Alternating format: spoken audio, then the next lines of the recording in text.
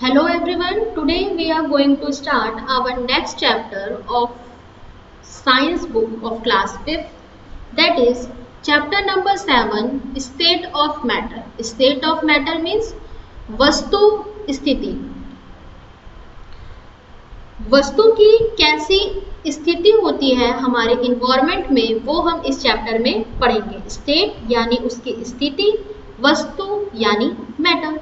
तो वस्तु किस किस स्टेट में पाए जाते हैं हमारे इन्वायरमेंट में, किस किस फॉर्म में पाए जाते हैं हमारे इन्वायरमेंट में, वो हम इस चैप्टर में पढ़ेंगे। ओके स्टूडेंट, चलिए हम शुरू करते हैं। ऑल थिंग्स वेदर लिविंग और non living are made up of matter. सभी के सभी थिंग्स यानी वस्तु, चाहे वो लिविंग हो या नॉन लिविंग हो, वो मैटर से बनी हुई है। Matter is any substance that has weight and occupy space. Matter वो कोई भी substance, वो कोई भी वस्तु जिसका खुद का कुछ weight होता है, weight मतलब भार होता है, और जो कुछ space occupy करता है, जो कोई जगह लेता है, उसको हम matter कहते हैं। आई रिपीट, क्या होता है मैटर? मैटर एक ऐसा सब्सटेंस होता है, मैटर एक ऐसी वस्तु होती है जिसका खुद का भार होता है, भार यानी वेट होता है, और वो स्पेस ऑक्यूपाई करता है, वो स्पेस यानी जगह घेरता है, उसे हम मैटर कहते हैं। ओके स्टूडेंट, चलिए आगे पढ़ते हैं। Let us read. As we have already learned, matter is found in three states, that is solid, liquid, gas. जैसे कि हमने पहले भी पढ़ रखा है, मैटर जो है वो हमें तीन स्टेट में मिलता है। पहला होता है सॉलिड, दूसरा होता है लिक्विड, और तीसरा होता है gas. A solid is a substance which is generally hard and it has its own shape and does not change unless it is acted upon some force. जैसे कि हम जानते हैं, सॉलिड एक ऐसा सब्सटेंस होता है, एक ऐसी वस्तु होती है जो कि बहुत ज़्यादा हार्ड यानी कठोर होती है।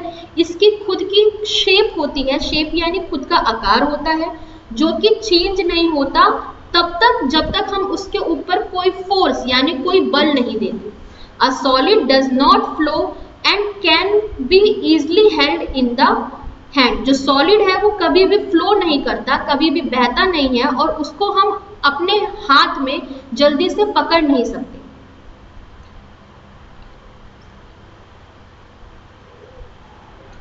A liquid is a substance. Liquid एक ऐसा सब्सटेंस होता है जिसके पास with that has no shape of its own and it take the shape of the vessel in which it is kept. Liquid has a fixed volume and flow from higher to lower level. Liquid एक ऐसा substance होता है जिसके पास उसकी खुद की कोई shape नहीं होती, खुद का कोई आकार नहीं होता। जिस वस्तु में भी हम लिक्विड यानी द्रव्य को डालते हैं वो उसकी शेप ले लेता है। लिक्विड के पास फिक्स वॉल्यूम होता है, लिक्विड का एक खुद का भार होता है, खुद का वेट होता है। लिक्विड हमेशा हाई से लो की तरफ फ्लो करता है यानी बहता है। A gas is a substance that has no definite shape and volume. जो गैस है ना ही उसके पास एक डेफिनेट शेप होती है, ना ही उसके पास एक डेफिनेट आकार होता है, ना ही उसके पास एक डेफिनेट वॉल्यूम होता है। वॉल्यूम मतलब वेट होता है। It can occupy the whole space in the vessel in which it is kept. It can flow in any direction, downward, upward और sideways. जो गैस होता है उसकी खुद की कोई शेप नहीं होती, खुद का कोई वॉल्यूम नहीं होता। ये जिस भी स्पेस में, जिस भी वेसल में आप इसको डालते हैं वो स्पेस ऑक्यूपाई कर लेता है। ये हमेशा फ्लो करता है, ये किसी भी डायरेक्शन में फ्लो करता है, चाहे वो डाउनवर्ड हो, अपवर्ड हो या फिर साइडवे हो। चलिए अब बात करते हैं मॉलिक्यूल्स की। मॉलिक्यूल्स क्या होते हैं?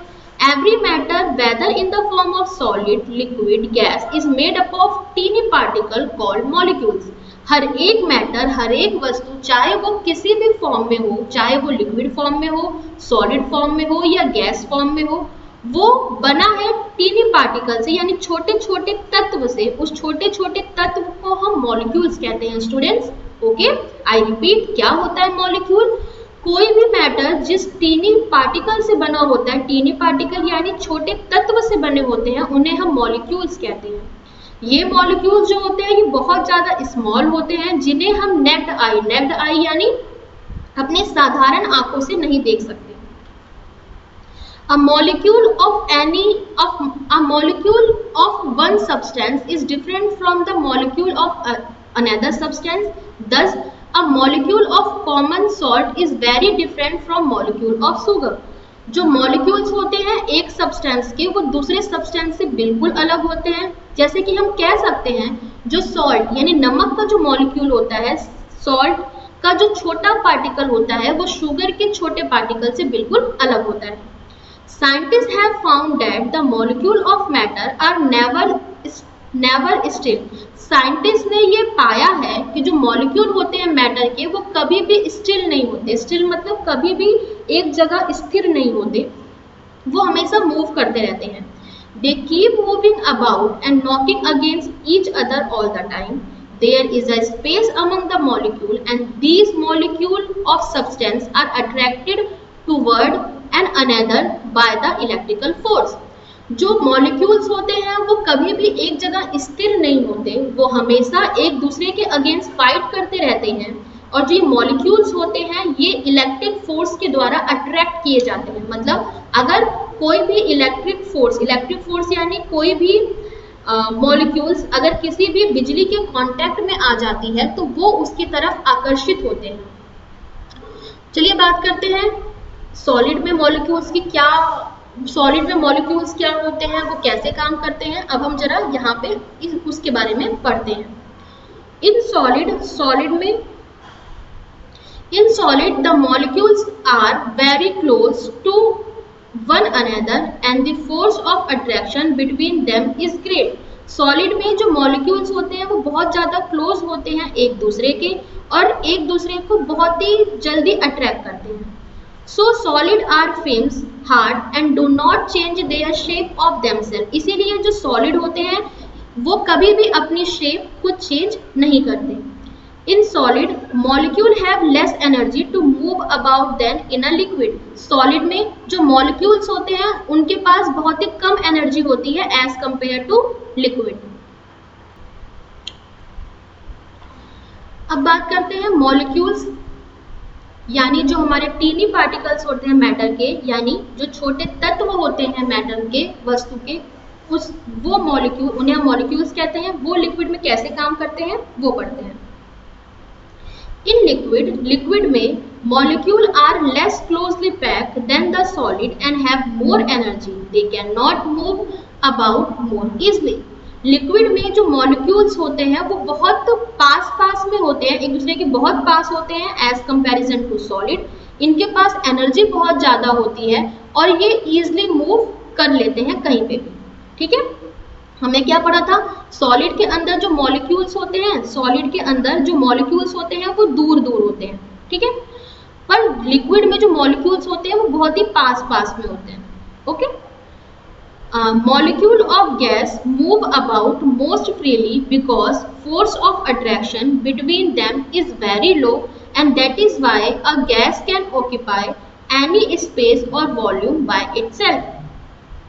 जो molecules होते हैं गैस के अंदर वो बहुत ज़्यादा दूर होते हैं, इसीलिए वो ज़्यादा स्पेस ऑक्यूपाई नहीं करते और उनका खुद का वॉल्यूम भी नहीं होता, यानी खुद का भार भी नहीं होता। All molecule are made up of still smaller particle called atom. हर एक मॉलिक्यूल जो है वो बना है और टीनी पार्टिकल से, जिसे हम एटम कहते हैं। आई रिपीट स्टूडेंट, हमने क्या पढ़ा, मैटर किससे बना है, मॉलिक्यूल से। मॉलिक्यूल किससे बना है, एटम से। ओके, दोबारा से, मैटर किससे बना है, मॉलिक्यूल से। मॉलिक्यूल किससे बना है, एटम से।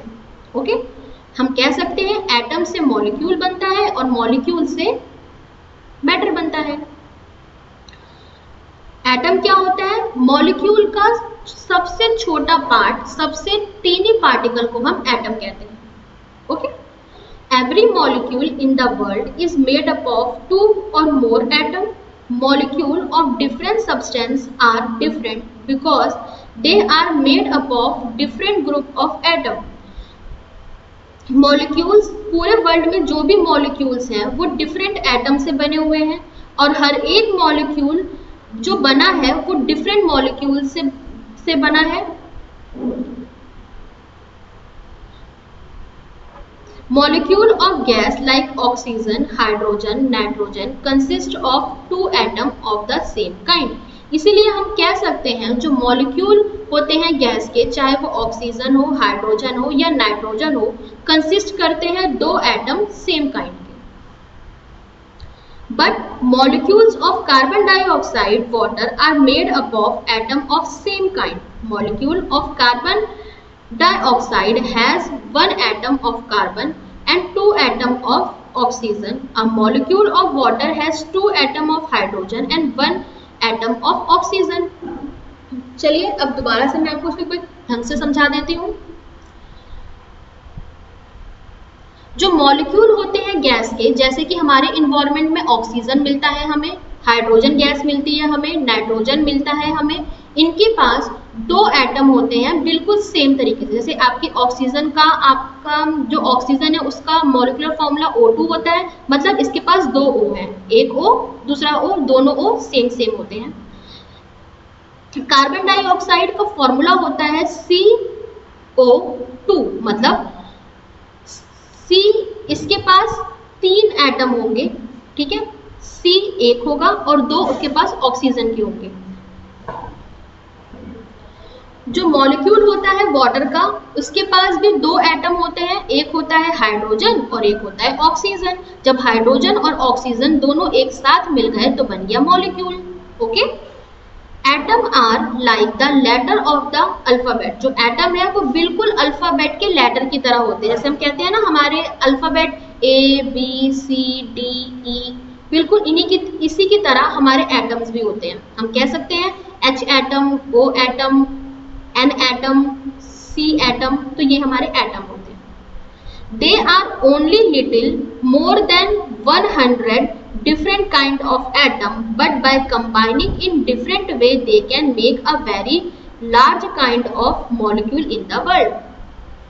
अगर हम इनको तोड़ दें तो ये एटम बन जाते हैं, और अगर हम सभी एटम को एक साथ जोड़ दें, अगर हम सभी एटम को एक साथ जोड़ दें तो मॉलिक्यूल बन जाते हैं। दोबारा से, अगर हम मॉलिक्यूल को तोड़ दें तो एटम बन जाएंगे, और अगर हम इन सभी एटम को एक साथ कंबाइन कर दें तो मॉलिक्यूल बन जाएंगे। ओके, चलिए आगे बढ़ते हैं।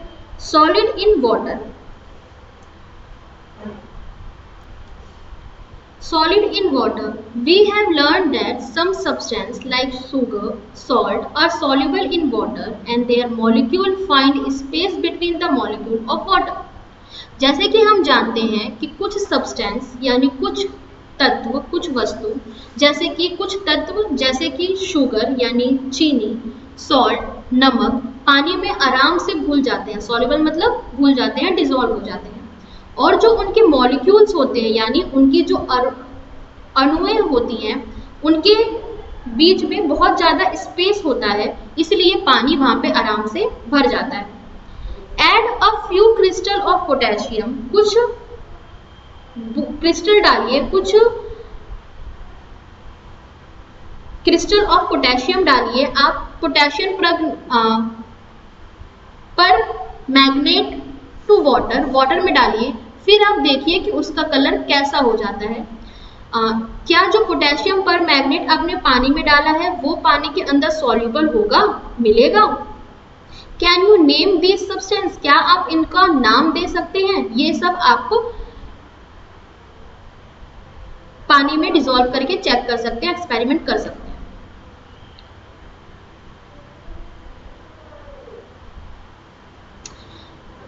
Liquid in water. अब वाटर के अंदर कैसे मॉलिक्यूल्स काम करते हैं वो देखते हैं। Take a beaker of water, एक गिलास लीजिए जिसमें आप थोड़ा पानी लीजिए। Add table spoon of glycerin to it, उसके अंदर एक चम्मच ग्रेसलिन डालिए। ग्रेसलिन एक केमिकल होता है। स्टीर इट वेल, उसे बहुत सही तरीके से मिलाइए। स्टीर मतलब मिलाना। Two liquid are mixed together and appear as one liquid, जो ग्लिसरीन है और पानी है दोनों इस तरीके से मिक्स हो जाएंगे कि दोनों बिल्कुल एक जैसे दिखेंगे। We can say these two liquid have dissolve each other. हम ये कह सकते हैं कि ये जो दोनों लिक्विड हैं एक दूसरे में एकदम मिल चुके हैं, इसलिए ये मिससिबल है। इसलिए ये मिससिबल है। मिससिबल मतलब जिन्हें हम सेपरेट ना कर सके, जिन्हें हम अलग ना कर सके। Alcohol is a liquid. Alcohol एक लिक्विड है जो पानी के अंदर मिसिबल हो जाता है यानी डिसॉल्व हो जाता है। Kerosene however is a immiscible water. बाकी वही जो कैरोसिन है, कैरोसिन यानी मिट्टी का तेल है, वो इमिजिबल है। इमिजिबल क्यों है? बिकॉज अगर आप पानी के अंदर कैरोसिन डालेंगे तो आप उस कैरोसिन में पानी और कैरोसिन दोनों को अलग अलग देख पाएंगे। तो हम कह सकते हैं कि जो इमिजिबल मतलब होता है जिसे हम सेपरेट कर सकें, और मिजिबल मतलब होता है जिसे हम सेपरेट ना कर सकें। आई रिपीट, मिजिबल का क्या मतलब होता है? मिजिबल मतलब होता है जब दो लिक्विड आपस में डिसॉल्व हो जाते हैं और उन्हें हम सेपरेट नहीं कर सकते, उसको हम मिजिबल कहते हैं। इमिजिबल क्या होता है? इमिजिबल मतलब जब दो लिक्विड आपस में डिसॉल्व नहीं होते, उन्हें नहीं होते और हम उन दो लिक्विड को सेपरेट कर सकते हैं। सेपरेट मतलब अलग अलग कर सकते हैं, उसको हम इमिजिबल कहते हैं। ओके स्टूडेंट, चलिए अब पढ़ लेते हैं गैस इन वाटर के बारे में। Gas like oxygen, nitrogen, ammonia, carbon dioxide can be dissolve in water, जो कि पानी के अंदर डिसॉल्व हो जाते हैं, मिल जाते हैं। Fish and other animal that live in water breathe in the oxygen dissolve in the water. Fish और बाकी एनिमल जो कि पानी में मिल जाते, जो कि पानी में रहते हैं, वो ऑक्सीजन से ब्रेथ लेते हैं, सांस लेते हैं, और पानी के अंदर वो ऑक्सीजन को फिर डिसॉल्व कर देते हैं यानी मिला देते हैं। Water in the ocean, river, lake contain dissolve oxygen and nitrogen. पानी जो कि हमारे ओशियन यानी महासागर में होता है, रिवर यानी नदी में होता है, लेक यानी झील में होता है, उस पानी में ऑक्सीजन और नाइट्रोजन मिला होता है। What happen when we boil water? क्या होता है अगर हम पानी को उबालते हैं? Some bubbles are formed. Some bubbles are formed on the side of the vessel at the bottom of the water. जब भी हम पानी को उबालते हैं तो पानी को उबालते वक्त उसके अंदर कुछ बबल्स बनते हैं। What are they? ये क्या है? These bubbles are the dissolved gas. ये वो बबल होती हैं जो गैस के डिसॉल्व होने की वजह से बबल्स बनते हैं। बिकॉज हमारे पानी के अंदर गैस डिसॉल्व होती है, ऑक्सीजन डिसॉल्व होती है, नाइट्रोजन डिसॉल्व होते हैं, नाइट्रोजन होते हैं उसके अंदर। इसी वजह से जब हम पानी को उबालते हैं तो उसके अंदर बबल्स बनते हैं। बबल यानी बबल मतलब फुहारे बनते हैं। That separate from water on heating, जो कि पानी से अलग हो रहे होते हैं जब हम पानी को हीट कर रहे होते हैं, गर्म कर रहे होते हैं। अलग कैसे होते हैं स्टूडेंट? जब भी हम पानी को गर्म करते हैं, पानी को गर्म करने से उसमें से भाप निकलता है। वो जो भाप निकल रहा होता है मतलब पानी में से गैस बाहर निकल रही होती है। How are aerated drink different from the orange juice और नींबू पानी? जो हमारा नॉर्मल ड्रिंक होता है, जो हम पानी पीते हैं, वो कैसे ऑरेंज जूस यानी संतरे का जूस या फिर नींबू पानी से डिफरेंट होता है। The gas that bubble out of an aerated drink is a carbon dioxide. वो गैस जो कि हमारे पानी से निकल रहा होता है, वो जो गैस होती है वो कार्बन डाइऑक्साइड होती है। It dissolve in water under the great pressure, जो कि पानी के अंदर मिल जाता है जब भी प्रेशर ज़्यादा अप्लाई किया जाता है, यानी जब भी हम ज़्यादा टेम्परेचर देते हैं अपने पानी को, तो जो गैसेस होती हैं like oxygen, carbon dioxide, nitrogen, वो हमारे पानी में मिल जाता है। चलिए मैं आपको ये पैराग्राफ एक बार दोबारा समझा देती हूँ। हमारे पानी के अंदर ऑक्सीजन, नाइट्रोजन, अमोनिया और कार्बन डाइऑक्साइड मिली हुई होती है। जब भी हम पानी को गर्म करते हैं तो पानी में बबल्स बनते हैं यानी गुब्बारे बनते हैं। और ये गुब्बारे क्यों बनते हैं? ये गुब्बारे इसलिए बनते हैं बिकॉज उस वक्त हमारे पानी से, जब भी हम पानी को गर्म कर रहे होते हैं, हमारे पानी से गैस बाहर निकल रही होती है। हमारे पानी में जो गैस डिसॉल्व होती है, नाइट्रोजन, अमोनिया, कार्बन डाइऑक्साइड, वो बाहर निकल रहे होते हैं, इसलिए हमारे पानी में बबल बनता है पानी को गर्म करते वक्त। हीटिंग एंड कूलिंग, अब पढ़ लेते हैं हीटिंग एंड कूलिंग क्या होती है। हीटिंग और cooling bring about change in matter. जब भी हम हीट करते हैं, गर्म करते हैं या ठंडा करते हैं हमारे ऑब्जेक्ट को, हमारी वस्तु को, तो उसके मैटर यानी उसकी जो स्टेट होती है वो चेंज हो जाती है। ठीक है। Sometime matter change from one state to another. कभी कभी जो मैटर है यानी जो वस्तु है हमारी, वो एक स्टेट से यानी एक स्थिति से दूसरी स्थिति में कन्वर्ट हो जाती है। Sometime matter change all together to form a new substance. कभी कभी ये जो मैटर जो चेंज होते हैं ये नए सब्सटेंस बन जाते हैं। पहला हम बात करते हैं फिजिकल चेंज की, फिर हम बात करेंगे केमिकल चेंज की। दो टाइप के चेंजेस होते हैं स्टूडेंट हमारे मैटर में, एक होता है फिजिकल चेंज और एक होता है केमिकल चेंज। चलिए बात करते हैं पहले फिजिकल चेंज के बारे में। When change is only in the state of matter called physical change. अगर सिर्फ और सिर्फ हमारे ऑब्जेक्ट के स्टेट ही चेंज हो रहे हैं तो हम उसे बोलेंगे फिजिकल चेंज। मतलब जो चेंज हो रहा है वो सिर्फ बाहरी तौर पे चेंज हो रहा है, अंदर से कुछ चेंज नहीं हो रहा है, उसकी प्रॉपर्टी बिल्कुल चेंज नहीं हो रही है, तो हम बोलते हैं physical change. I repeat student, क्या होता है फिजिकल चेंज? फिजिकल चेंज का मतलब होता है अगर हमारी वस्तु सिर्फ बाहरी रूप से यानी सिर्फ बाहर से चेंज हो रही है तो उसको हम फिजिकल चेंज बोलते हैं। और ये चेंज जो होता है वो टेम्पररी होता है। टेम्पररी मतलब सिर्फ कुछ टाइम के लिए होता है, हमेशा के लिए नहीं होता। इसीलिए फिजिकल चेंज को हम रिवर्स चेंज भी कहते हैं। रिवर्स चेंज मतलब अगर हमने अभी इसको किसी दूसरे फॉर्म में चेंज किया है तो वापस हम उसको पहले फॉर्म में चेंज कर सकते हैं, उसे हम बोलते हैं reverse change.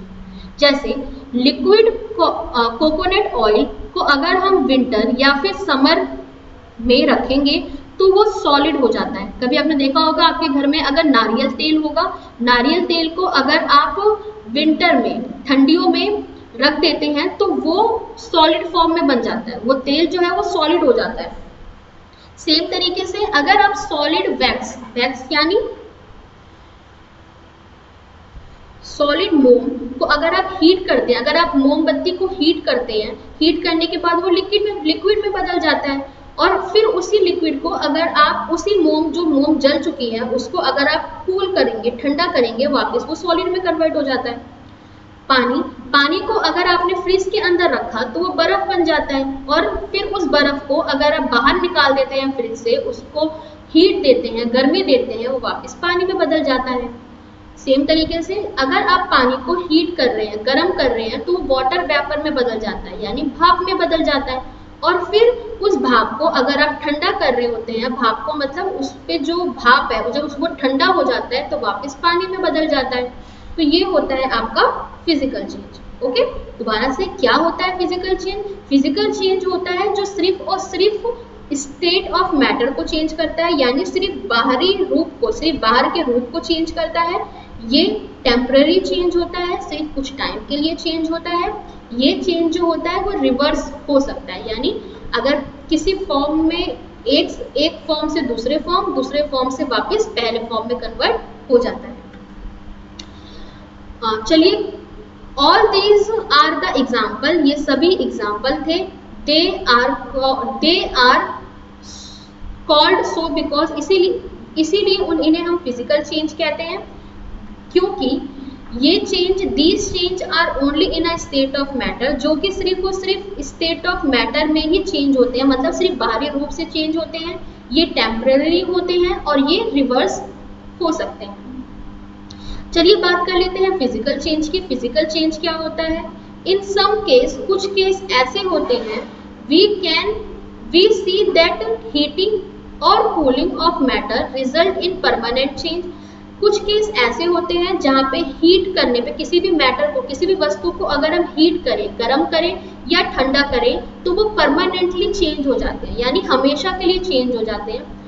A new substance is formed and this cannot be get back to the old substance। और एक नया सब्सटेंस जो बनता है वो वापस रिवर्स नहीं हो पाता, मतलब जो बन गया वो वही रहता है, वापस चेंज नहीं होता, उसे हम केमिकल चेंज कहते हैं। चलिए कुछ एग्जाम्पल दिए हैं, पढ़ लेते हैं। When a piece of paper, जब भी पेपर का एक टुकड़ा, किसी भी कागज के एक टुकड़े को हम जला देते हैं तो वो ऐश बन जाता है। ऐश मतलब राख बन जाती है। क्या आप राख से वापस पेपर बना सकते हैं? नहीं बना सकते, इसलिए क्या होता है? Chemical change. Okay.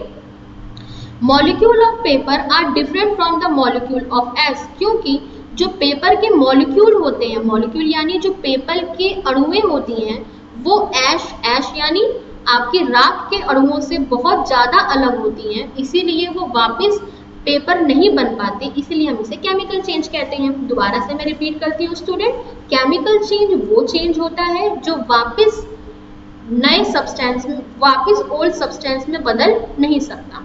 Physical change वो चेंज होता है जो वापस ओल्ड सब्सटेंस में बदल सकता है। केमिकल चेंज वो चेंज होता है जो ओल्ड सब्सटेंस में बदल नहीं सकता। When iron is exposed, जब भी आयरन को एक्सपोज किया जाता है, एक्सपोज मतलब दबाया जाता है, जब भी आयरन को एयर के अंदर रखा, एयर के कांटेक्ट में रखा जाता है, हवा में रख दिया जाता है, तो जो हमारा आयरन है, हमारा लोहा है, वो रस्ट हो जाता है, यानी उसमें जंग लग जाता है। ये जो रस्ट है ये वापस तो बैक नहीं हो सकता। जंग लगने के बाद क्या वो आयरन वापस नया वाला आयरन हो जाता है? बिल्कुल नहीं हो पाता। इसीलिए ये भी रस्टिंग ऑफ आयरन जो होता है, यानी लोहे में जो जंग लगता है, वो भी हमारा केमिकल चेंज होता है। The rust can not be back into the iron, the part of oxygen from the air, hydrogen form moisture and part of iron together form the red dust. चमकमत, ठीक है। In this example of chemical change, कुछ यहाँ पे chemical change के जो example दिए हैं, इससे क्या कंक्लूजन निकलता है स्टूडेंट? ये निकलता है जो केमिकल चेंज होता है वो परमानेंट होता है, केमिकल चेंज को हम रिवर्स नहीं कर सकते। केमिकल चेंज जो होता है वो मैटर को मेकअप कर देता है, मैटर का मेकअप कर देता है, मतलब मैटर वापस अपने ओरिजिनल फॉर्म में नहीं आ सकता। यहाँ पे हमें केमिकल चेंज और फिजिकल चेंज को डिस्टिंग्विश करके दिया हुआ है, यानी यहाँ पे हमें केमिकल चेंज और फिजिकल चेंज में कुछ डिफरेंसेस दिए हुए हैं। वो डिफरेंसेस क्या है, चलिए हम इस चार्ट के द्वारा पढ़ लेते हैं। पहला जो डिफरेंस है वो क्या है? जो फिजिकल चेंज होता है वो हमारा टेम्पररी चेंज होता है, जो केमिकल चेंज होता है वो हमारा परमानेंट चेंज होता है। जो फिजिकल चेंज होता है वो original substance can be obtain bye simple means, और जो केमिकल चेंज होता है original substance can not B obtain back by simple means. Physical change जो होता है वो टेम्पररी चेंज होता है, केमिकल चेंज हमारा परमानेंट चेंज होता है। फिजिकल चेंज में हम वापस ओरिजिनल सब्सटेंस बना सकते हैं, केमिकल चेंज में हम ओरिजिनल सब्सटेंस वापस नहीं बना सकते। न्यू सब्सटेंस कोई नहीं बनता केमिकल चेंज में, and new substance are entirely new property are form, और केमिकल चेंज में न्यू सब्सटेंस बन जाता है। The molecular composition of the substance does not change. Physical change में जो हमारा सब्सटेंस होता है उसका मॉलिक्यूलर कंपोजिशन, यानी हमारा जो सब्सटेंस होता है वो चेंज नहीं होता, बट केमिकल चेंज में हमारा सब्सटेंस पूरी तरीके से चेंज हो जाता है। These change are only in a state of matter। ये जो चेंज हो, फिजिकल चेंज जो होता है वो सिर्फ ऊपर से चेंज होता है, मतलब अंदर की जो प्रॉपर्टी होती है वो चेंज नहीं होती, लेकिन केमिकल चेंज में अंदर की प्रॉपर्टीज भी चेंज हो जाती हैं। चलिए की टर्म्स पढ़ लेते हैं। मैटर क्या होता है? एनी सब्सटेंस, कोई भी सब्सटेंस जो कि स्पेस लेता है और उसका कुछ वेट होता है उसे हम मैटर कहते हैं। मॉलिक्यूल्स क्या होता है? Every matter is made up of tiny particle called molecules. हर एक मैटर छोटे पार्टिकल से बना है, यानी छोटे छोटे तत्व से बने हैं। वो छोटे छोटे तत्व को हम मॉलिक्यूल्स कहते हैं, यानी अणुएं कहते हैं। एटम, एटम क्या होता है? Smallest particle of an element which can not exist in a free state. सबसे छोटे से छोटा पार्टिकल यानी तत्व किसी भी एलिमेंट का, किसी भी वस्तु का जो कि फ्री स्टेट में एग्जिस्ट नहीं करता, जो कि हमें नॉर्मल कंडीशन में देखने को नहीं मिलता, उसे हम एटम कहते हैं। यानी एटम वो छोटा पार्ट होता है जिसे हम माइक्रोस्कोप से देख सकते हैं। आई रिपीट, क्या होता है एटम? क्या बोलोगे आप? एटम क्या होता है? The smallest particle of an substance, किसी भी सब्सटेंस का सबसे छोटा हिस्सा हम एटम कहते हैं। अब बात करते हैं मिससेबल लिक्विड क्या होती है। मिससेबल लिक्विड वो लिक्विड होती है जो कि आपस में कंप्लीटली डिसॉल्व हो जाते हैं, जो कि आपस में कंप्लीटली मिल जाते हैं, जिन्हें हम सेपरेट नहीं कर सकते, जिन्हें हम अलग नहीं कर सकते। ओके स्टूडेंट, चलिए चैप्टर का क्विक रिकैप कर लेते हैं। All living and non-living thing are made up of matter. सभी living thing और non-living thing matter से बनी हुई है, यानी तत्व से बनी हुई है। मैटर के 3 स्टेट होते हैं, सॉलिड, लिक्विड और गैस। सॉलिड होता है, लिक्विड होता है और गैस होता है। Molecule are so small, molecule इतने छोटे होते हैं कि उन्हें हम अपनी नेक्ड आई, साधारण आंखों से नहीं देख सकते। मॉलिक्यूल देखने के लिए हमें मशीन की जरूरत पड़ती है, जैसे माइक्रोस्कोप की। Heating and cooling bring about change in a matter from one state to another. अगर हम हीट करें यानी गरम करें या ठंडा करें तो हमारे जो मैटर है वो अपना स्टेट चेंज कर देता है, यानी हमारे जो तत्व हैं वो अपनी स्थिति चेंज कर देते हैं। लिक्विड से सॉलिड बन सकते हैं, सॉलिड से लिक्विड बन सकते हैं, लिक्विड से गैस बन सकते हैं, गैस से लिक्विड बन सकते हैं। तो ये सारे वो अपने फॉर्म चेंज कर लेते हैं।